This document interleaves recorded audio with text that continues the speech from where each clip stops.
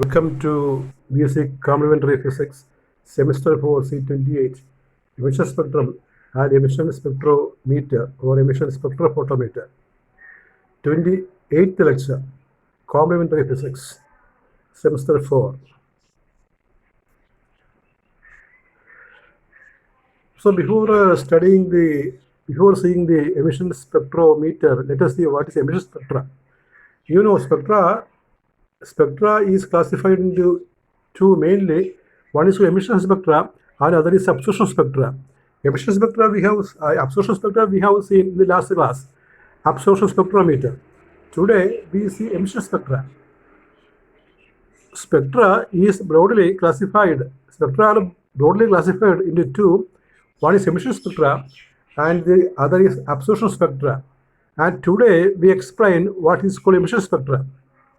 സ്പെക്ട്രത്തെ നമുക്ക് പൊതുവെ രണ്ടായി തരംതിരിക്കാം. ഒന്ന് എമിഷൻ സ്പെക്ട്രം എന്ന് പറയും, രണ്ടാമത്തെ അബ്സോർപ്ഷൻ സ്പെക്ട്രം എന്ന് പറയും. അബ്സോർപ്ഷൻ സ്പെക്ട്രം നമ്മൾ കഴിഞ്ഞ ക്ലാസ്സിൽ പഠിച്ചതാണ്. അബ്സോർപ്ഷൻ സ്പെക്ട്രോമീറ്റർ, ചില വസ്തുക്കൾ പ്രത്യേക റേഡിയേഷൻ അബ്സോർബ് ചെയ്യുന്ന കാര്യം, അത് നമ്മൾ പഠിച്ചതാണ്. അപ്പോൾ അത് ഇന്ന് നമ്മൾ പറയുന്നത് എമിഷൻ സ്പെക്ട്രമാണ്. അപ്പോൾ എന്താണ് എമിഷൻ സ്പെക്ട്രം എന്ന് ആദ്യം പഠിച്ചിട്ട് നമുക്ക് എമിഷൻ സ്പെക്ട്രോമീറ്റർ എന്താണെന്ന് പറയാം. When a substance is heated to high temperature by thermal or electrical method, light is emitted. When the light, after passing through a prism or grating, is examined directly with a spectroscope, and the spectrum so obtained is known as emission spectrum. When a substance is heated to a high temperature by thermal or electrical method, light is emitted. When the light, after passing through a prism or grating, is examined directly with a spectroscope, the spectrum so obtained is known as emission spectrum. അപ്പോൾ എന്താണ് emission spectrum? ഒരു വസ്തുവിനെ, ഒരു സബ്സ്റ്റൻസിനെ, ഇപ്പോൾ നമ്മൾ argon അല്ലെങ്കിൽ hydrogen അല്ലെങ്കിൽ sodium, അതിനെയൊക്കെ അതൊരു ഫിലമെൻറ്റ്, ഒരു ബൾബ് ഫിലമെൻറ്റ്, അതിന് നമ്മൾ തെർമലായിട്ടോ ഇലക്ട്രിക്കലായിട്ടോ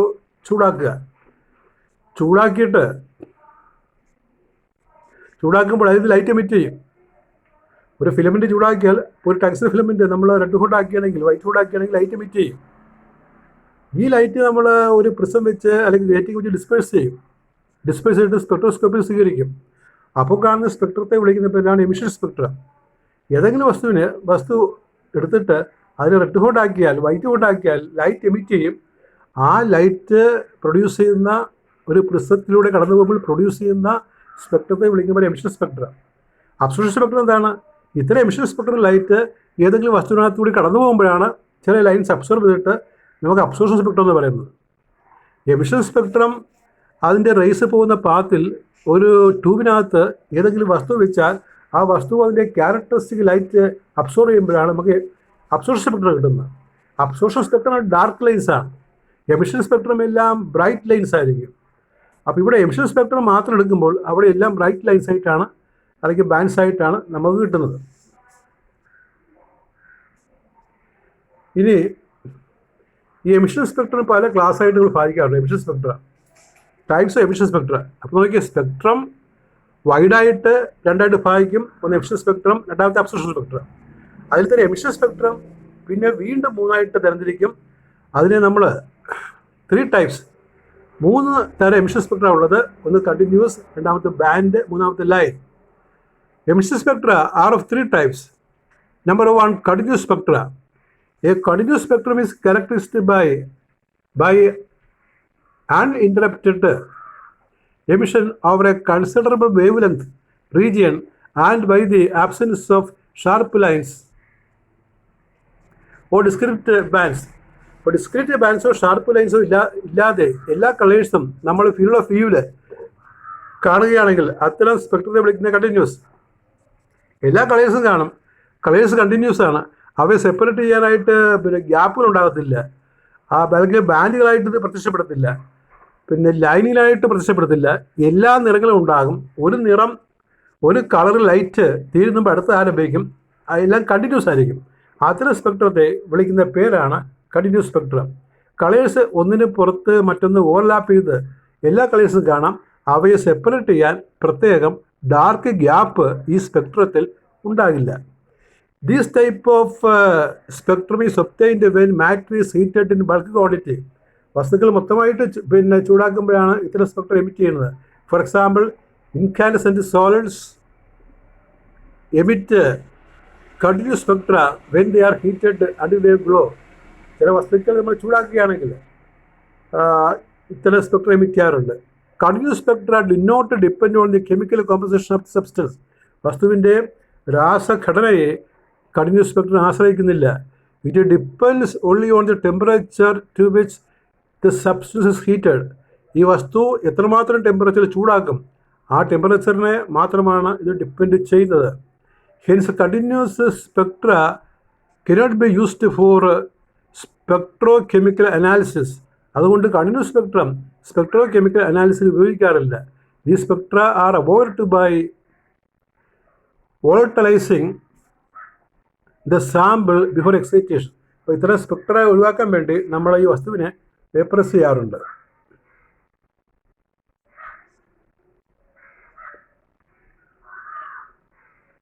നമ്പർ 2, ബാൻഡ് സ്പെക്ട്രം. അപ്പോൾ ഈ എമിഷൻ സ്പെക്ട്രത്തിൻ്റെ ഒന്നാമത്തെ ക്ലാസ്സാണ് കണ്ടിന്യൂസ്, രണ്ടാമത്തെ ക്ലാസ്സാണ് band spectrum. Band spectrum is given out by the excited molecules. Each molecule emits bands which are characteristics of the molecule concerned.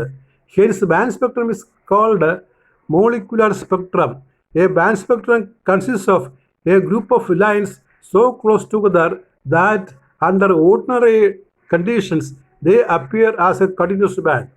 അപ്പോൾ കണ്ടിന്യൂസ് സ്പെക്ട്രത്തിൽ ബാൻഡ്സ് ആയിട്ട് കാണും. ഓരോരോ ബാൻഡ്സ് ഇടയ്ക്ക് ഡാർക്ക് ഗ്യാപ്പ് കൊണ്ട് സെപ്പറേറ്റ് ചെയ്യും. അത് ഈ വസ്തുവിനെ മോളിക്യൂൾസിനെ ഡിപ്പെൻഡ് ചെയ്തിരിക്കുന്നതാണ്. അപ്പോൾ മോളിക്യൂൾസ് മാറുകയാണെങ്കിൽ ഈ ബാൻഡ് സ്പെക്ട്രത്തിൻ്റെ അപ്പിയറൻസിൽ വ്യത്യാസം ഉണ്ടാകും.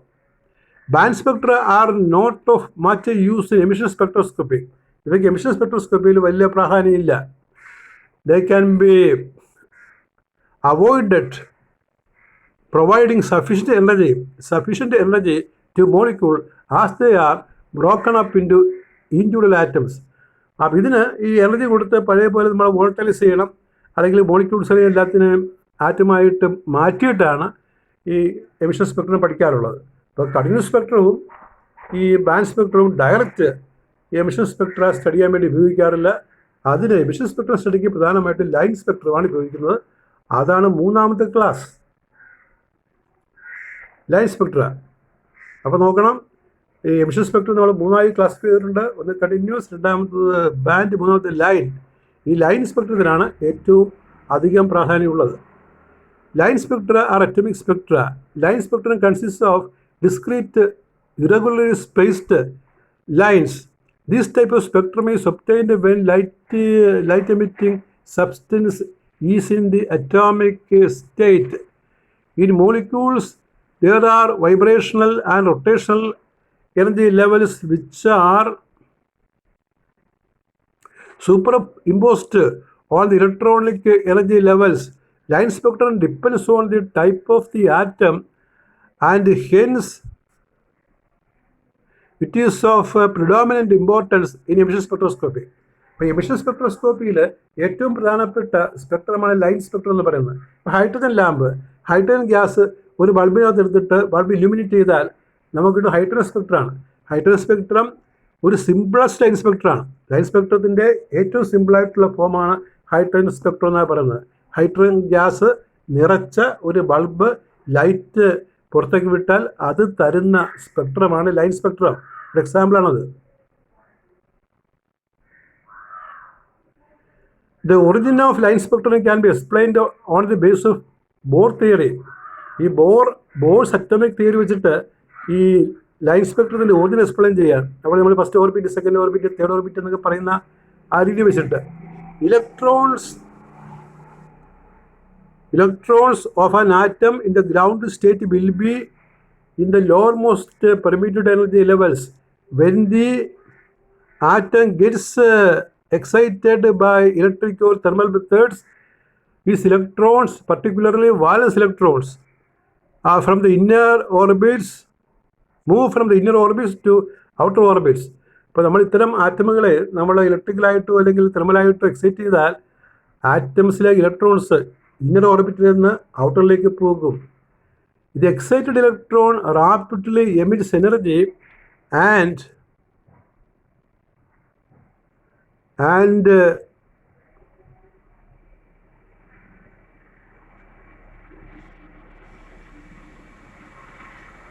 returns to the lowest energy state. അപ്പോൾ എക്സൈറ്റഡിലുള്ള ഇലക്ട്രോൺസ്, എക്സൈറ്റഡ് ഓർബിറ്റിൽ കറങ്ങുന്ന ഇലക്ട്രോൺസ് ആ എനർജി എമിറ്റ് ചെയ്താൽ അത് താഴത്തേക്ക് ജമ്പ് ചെയ്യും, ലോവസ്റ്റ് ലെവലിലേക്ക് ജമ്പ് ചെയ്യും. ഹയർ ഓർബിറ്റിൽ കറങ്ങുന്ന ഇലക്ട്രോൺസ് ലോവർ ഓർബിറ്റിലേക്ക് ജമ്പ് ചെയ്യുമ്പോൾ അതിനകത്തുള്ള എനർജി ഫോട്ടോണായിട്ട് എച്ച് എനർജിയുള്ള ഫോട്ടോണായിട്ട് എമിറ്റ് ചെയ്യും. ആ ഫോട്ടോൺസ് ആണ് ലൈറ്റ് സ്പെക്ട്രത്തിന് കാരണം. The emitted radiations form the spectral lines. ഇപ്പോൾ സ്പെക്ട്രൽ ലൈൻസ് പ്രധാനമായിട്ടും തരുന്നത് ഈ ആറ്റത്തിൽ ഇലക്ട്രോൺ ഹയർ ഓർബിറ്റിൽ നിന്ന് ലോവറിലേക്ക് ജമ്പ് ചെയ്യുമ്പോഴാണ്. Higher orbit to lower orbit transmission will produce spectral lines.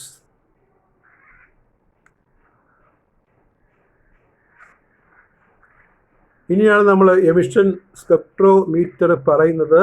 ഇപ്പോൾ എമിഷൻ സ്പെക്ട്രത്തെക്കുറിച്ചാണ് നമ്മൾ ഇത്രയും പറഞ്ഞത്. എമിഷൻ സ്പെക്ട്രം 3 തരത്തിലാണ് നമ്മൾ പറഞ്ഞത്. Continuous, band, line. ഓരോന്നിനെക്കുറിച്ചും നമ്മൾ ഓരോ സെൻറ്റൻസിൽ ഇതാ പഠിക്കണം. ഇനി എമിഷൻ സ്പെക്ട്രോമീറ്ററാണ്. ഇത് എല്ലാ സ്പെക്ട്രോമീറ്റർ പോലെ തന്നെ ഉള്ളതാണ്, അല്ലെങ്കിൽ അബ്സോർഷൻ സ്പെക്ട്രോമീറ്റർ തന്നെ പഠിച്ചാലും മതി. അബ്സോർഷൻ സ്പെക്ട്രോമീറ്റർ ഡയഗ്രം തന്നെ ഇവിടെ വരക്കാവുന്നതാണ്, പിന്നെ ഒരു മാറ്റി വരച്ചത് മാത്രം. ഈ അബ്സോർഷൻ സ്പെക്ട്രം സ്റ്റഡി ചെയ്യുമ്പോൾ അതിനകത്ത് ആ ലൈറ്റ് പോകുന്ന പാത്തിൽ നമ്മൾ ഒരു ട്യൂബിനകത്ത്, ഒരു കണ്ടെയ്നറിനകത്ത് വസ്തു എടുക്കും.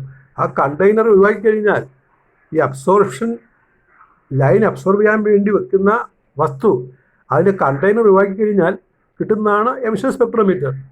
അപ്പോൾ എമിഷൻ സ്പെക്ട്രോമീറ്ററും അബ്സോർഷൻ സ്പെക്ട്രോമീറ്ററും ഏറെക്കുറെ ഒന്നു തന്നെ. വ്യത്യാസം ഇവിടെ container of the substance, line absorb ചെയ്യാനുള്ള വസ്തു നിറച്ച വെസൽ കാണത്തില്ലെന്ന് മാത്രം, ബാക്കിയെല്ലാം ഇവിടെ ഉണ്ടാകും.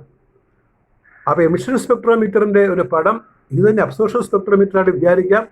അങ്ങനെ വിചാരിക്കണമെങ്കിൽ നമ്മൾ ആ വേവ് ലെങ്ത് സെലക്ടർ അതിന് തൊട്ടു മുമ്പിലായിട്ട് അല്ലെങ്കിൽ അതിന് ശേഷമായിട്ട് നമ്മൾ കണ്ടെയ്നർ വെക്കേണ്ടി വരും. ഇവിടെ എന്തെല്ലാം ഉണ്ടെന്ന് നോക്കി.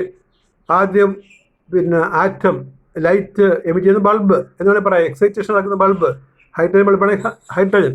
അപ്പോൾ അതിനകത്ത് എക്സൈറ്റഡ് ആറ്റംസ്. അപ്പോൾ ഹൈഡ്രജൻ്റെ ലൈൻ സ്പെക്ട്രമാണ് സ്റ്റഡി ചെയ്തെങ്കിൽ ആ ചുവപ്പ് നിറത്തിൽ കാണിക്കുന്നത് ഒരു ബൾബാണ്. അതിനകത്ത് ഹൈഡ്രജൻ ഗ്യാസ് എടുത്തിരിക്കുന്നു, ഹൈഡ്രജൻ ലാമ്പാണ്. എക്സൈറ്റേഷൻ നടത്തുമ്പോൾ അതിൽ നിന്ന് ലൈറ്റ് എനർജി പുറത്തേക്ക് വരും, ഡിഫറൻറ്റ് വേവ് ലെങ്ത്. ആ ലെൻസിലൂടെ നമ്മൾ പാരലായിട്ട് കടത്തിവിടും അല്ലെങ്കിൽ ഫോക്കസ് ചെയ്യും. അതൊരു വേവ് ലെങ്ത് സെലക്ടറിൽ വരും. ആ വേവ് ലെങ്ത് സെലക്ടറിൽ നമ്മൾ നേരത്തെ പറഞ്ഞ പേര് മോണോക്രോമാറ്റർ എന്നാണ്. മോണോക്രോമാറ്റർ അതായത് പർട്ടിക്കുലർ വേവ് ലെങ്സ്, നമുക്ക് ആവശ്യമുള്ള വേവ് ലെങ്ത് മാത്രം സെലക്ട് ചെയ്യുന്ന വേവ് ലെങ്ത് സെലക്ടറാണത്. ആ വേവ് ലെങ്ത് സെലക്ടറിലൂടെ കടത്തിവിടും, മോണോക്രോമാറ്റർ എന്ന് പറയാം. അത് പിന്നെ ഡിറ്റക്ടറിൽ നമ്മൾ ആംപ്ലിഫൈ ചെയ്ത് ഡിറ്റക്ടറിൽ കൊടുക്കുമ്പോൾ ആ ലൈൻസ് ഡിറ്റക്ട് ചെയ്യും, ഏതെല്ലാം ലൈൻസാണ് ഉള്ളത് കണ്ടുപിടിക്കും. നേരെ മറിച്ച് നമ്മൾ ഒരു വെസലിനകത്ത് ഏതെങ്കിലും സബ്സ്റ്റൻസ് ഈ ലൈറ്റിൻ്റെ പാത്തിൽ വന്നാൽ ചില പ്രത്യേക ലൈൻസ് ഡിസിപ്പയർ ചെയ്ത് പോകും. അതാണ് അബ്സോർഷൻ. എമിഷനാകുമ്പോൾ അത്തരം അബ്സോർബ് ചെയ്യുന്ന വസ്തുവിൻ്റെ ആവശ്യം ഈ പാത്തിൽ ഇല്ല. ബൾബ് ഇലുമിനേറ്റ് ചെയ്യുക, ലെൻസ് ഉപയോഗിച്ച് ലൈറ്റിനെ ഫോക്കസ് ചെയ്യുക, ഒരു മോണോക്രോമാറ്റർ വേവ് ലെങ്ത് സെലക്ടറിൽ കടത്തിവിടുക, കിട്ടുന്ന ലൈൻസ് നമ്മൾ ഒരു ഡിറ്റക്ടറിൽ നോട്ട് ചെയ്യുക. ആ ഡിറ്റക്ടർ എന്ന് പറഞ്ഞാൽ ഒരു ഫോട്ടോ മൾട്ടിപ്ലൈർ ട്യൂബോ അല്ലെങ്കിൽ ഒരു ഫോട്ടോഗ്രാഫി പ്ലേറ്റോ ആകാം. ഒരു ഫോട്ടോ ഡിറ്റക്ടർ, ലൈറ്റ് ഡിറ്റക്ട് ചെയ്യുന്ന ഉപകരണം, അതാണ് ഡിറ്റക്ടർ എന്ന് പറയുന്നത്. അപ്പോൾ ആദ്യം പറയുന്നത് ഇതിൻ്റെ എക്സ്പെരിമെൻ്റൽ പാർട്ടാണ്. എന്തെല്ലാം സാധനം വേണം, എക്സ്പെരിമെൻറ്റേഷൻ, എന്തെല്ലാം ഉപകരണം വേണമെന്നുള്ളതാണ്. In emission spectroscopy, the sample is excited by thermal or electrical methods. ബൾബാകുമ്പോൾ നമ്മൾ കറണ്ട് വെച്ച് കത്തിക്കുന്നത് ബൾബിനെ. And it becomes a source of radiation. The radiation is then passed through a monochromator to select desired wavelength and finally passed on to the ഡിറ്റക്ടറിലേക്ക് വീഴ്ത്തും, which measures the radiation for quantitative analysis. ഇനി excitation source എന്ന് വെച്ചാൽ നമ്മൾ ഈ source ഈ ആറ്റമുകൾ excite ചെയ്യുന്നത് എങ്ങനെയാണ്? ഒരു ബൾബ്, അതിനകത്താണ് ഗ്യാസ് എടുക്കുന്നത്. Any excitation source should satisfy the following conditions. The sample must be vaporized. Sample നമ്മൾ ചൂടാക്കി വേപ്പറാക്കണം ആറ്റമിക് സൈസിലേക്ക് വരാനായിട്ട്. The sample should be dissociated into atoms. Atoms ആയിട്ട് മാറണം. ശരിക്കും ചൂടാക്കുമ്പോൾ അല്ലെങ്കിൽ ഇലക്ട്രിക്കൽ പവർ കൊടുക്കുമ്പോൾ ആറ്റമായിട്ട് മാറും. Number 3, the electron in the atoms must be excited to high energy levels above the ground states. ഇപ്പോൾ ഗ്രൗണ്ട് സ്റ്റേറ്റിൽ നിന്ന് ആറ്റമുകൾ ഇലക്ട്രോൺസ് ഉയർന്ന സ്റ്റേറ്റിലേക്ക് പോകാൻ പറ്റിയ രീതിയിലായിരിക്കണം. You should be capable to excite atoms of all elements of interest. നമ്മൾ പഠിക്കുന്ന നമുക്ക് താല്പര്യമുള്ള എല്ലാ ആറ്റമുകളെയും ഇതുപോലെ എക്സൈറ്റ് ചെയ്യാനായിട്ട് കഴിയണം. യു ഷുഡ് ഹാവ്, എക്സൈറ്റ് എന്ന് പറഞ്ഞാൽ ഉയർന്ന എനർജി തലത്തിലേക്ക് കൊണ്ടുവരുന്നതിനാണ് എക്സൈറ്റേഷൻ എന്ന് പറയുന്നത്. ആറ്റത്തെ ഉയർന്ന എനർജി തലത്തിലേക്ക് കൊണ്ടുവരുന്നതിനാണ് എക്സൈറ്റേഷൻ. ആറ്റത്തിലെ ഇലക്ട്രോൺസിനെ ഉയർന്ന ഓർബിറ്റിലേക്ക് മാറ്റുന്നതിനാണ് എക്സൈറ്റേഷൻ എന്ന് പറയുന്നത്. അതിന് ഹീറ്റ് എനർജിയോ ഇലക്ട്രിക്കൽ എനർജിയോ മതിയാകും. You should have sufficient line intensity to enable the detection of the lines easily. അപ്പോൾ ഇങ്ങനെ കിട്ടുന്ന ലൈൻസ് ഡിറ്റക്ട് ചെയ്യാൻ മതിയായ പവറുള്ള ഡിറ്റക്ടർ വേണം ഉപയോഗിക്കാൻ. Flames, direct current, etc., and alternate current spark are some of the excitation sources used in emission spectroscopy. ഫ്ലെയിമുകൾ, direct current arc, ഈ ആർക്കുകൾ, ഫ്ലെയിമുകൾ, പിന്നെ എ സി സ്പാർക്കുകൾ, ഇവയെല്ലാം എക്സൈറ്റേഷന് വേണ്ടി ഉപയോഗിക്കുന്ന ചില സോഴ്സുകളാണ് emission സ്പെക്ട്രോസ്കോപ്പിയിൽ.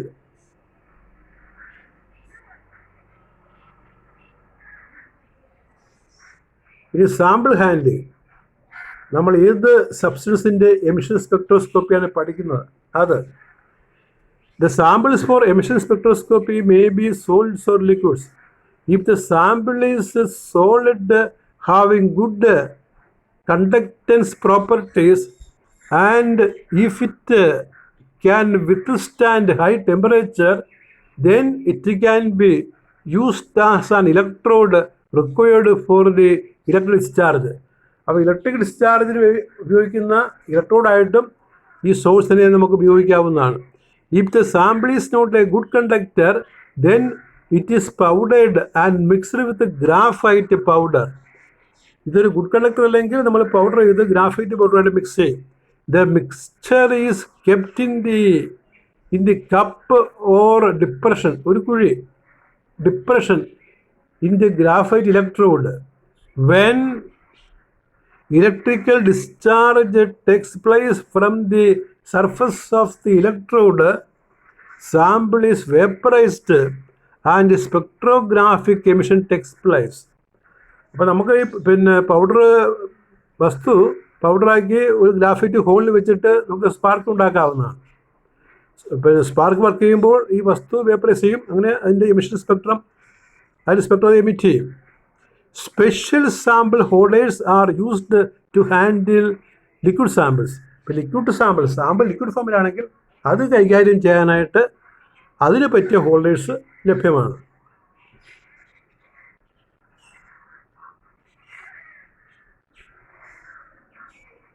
Monochromator of wavelength selector. Both the prism and grating monochromators are used in emission spectroscopy. നമ്മൾ absorption spectrum അല്ലെങ്കിൽ മൈക്രോവേവ് സ്പെക്ട്രത്തിലൊക്കെ പറഞ്ഞ പോലെ മോണോക്രോമാറ്റർ ഉപയോഗിക്കും. അത് wavelength സെലക്ടറാണ്. The function of the monochromator is to separate the various lines of the emission spectrum of the sample. ഈ സാമ്പിളിൻ്റെ emission സ്പെക്ട്രത്തിലെ various lines എന്ന് പറഞ്ഞാൽ various wavelength, അത് പ്രത്യേകം സെപ്പറേറ്റ് ചെയ്ത് അല്ലെങ്കിൽ സെലക്ട് ചെയ്യാനുള്ള ഒരു ഡിവൈസാണ് മോണോക്രോമാറ്റർ എന്ന് പറഞ്ഞാൽ വേവ് ലെങ്ത് സിലക്ടർ. ഡിറ്റക്ടർ, ഈ ലൈറ്റ് അളക്കുന്ന ഡിവൈസ്, കണ്ടുപിടിക്കുന്ന device. Detector. 2 types of detectors are widely used. They are photomultipliers and photographic plates or films. ഇപ്പോൾ ഫോട്ടോഗ്രാഫിക് ഫിലിംസ് അല്ലെങ്കിൽ പ്ലേറ്റ്സ് അതുപോലെ ഫോട്ടോ മൾട്ടിപ്ലയർ ട്യൂബൊക്കെ ഉപയോഗിക്കാറുണ്ട്. Photographic plates or films are used for qualitative analysis. അപ്പോൾ qualitative അനാലിസിസിനാണ് ഈ films ഉപയോഗിക്കുന്നത്. വളരെ കൃത്യമായ അളവൊന്നുമില്ല, നോക്കി കാണാൻ വേണ്ടി മാത്രമാണ്.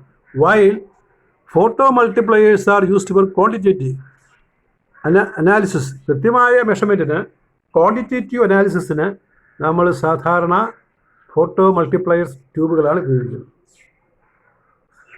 Photo detectors.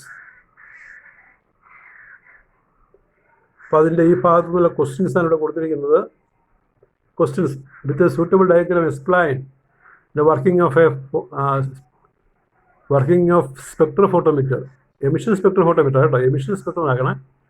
With a suitable diagram explain the working of emission spectrophotometer. Emission എന്നുള്ള വാക്കുകൂടി ചേർക്കുക.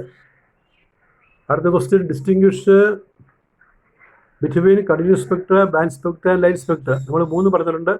ഒരു 2 സെൻറ്റൻസ് അല്ലെങ്കിൽ ഓരോ സെൻറ്റൻസെങ്കിലും എഴുതാൻ പഠിക്കണം. Give the use of emission spectroscopy.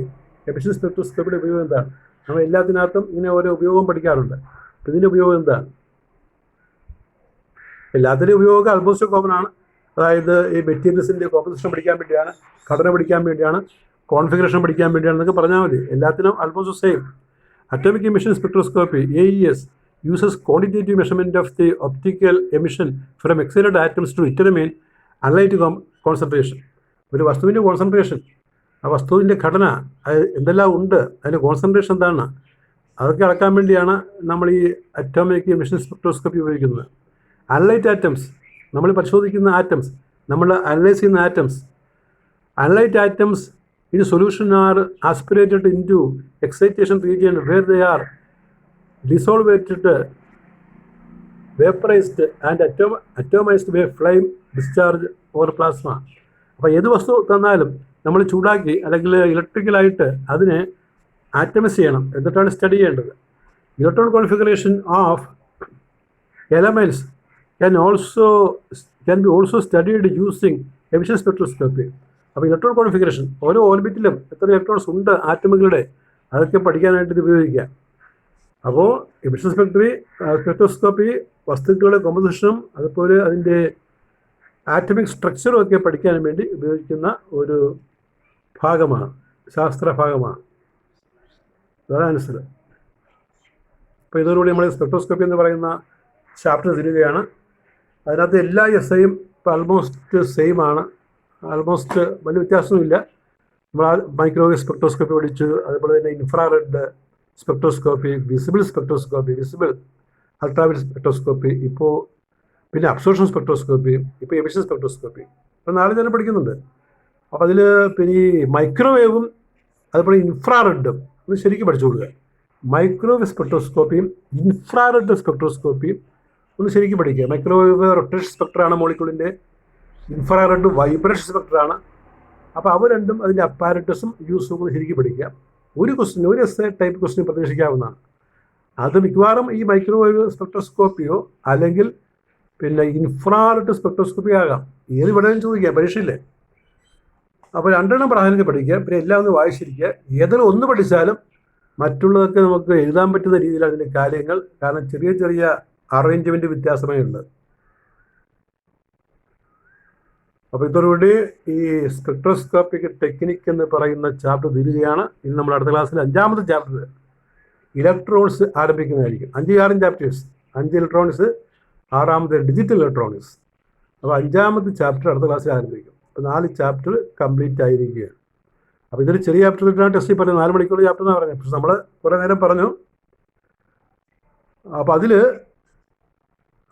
എല്ലാത്തിൻ്റെയും രീതി ഒരുപോലെയാണ്. പിന്നെ മൈക്രോവേവ്, ഇൻഫ്രാറെഡ് ഒന്ന് ശരിക്കും വായിച്ചുള്ളത്. That is all. Thank U.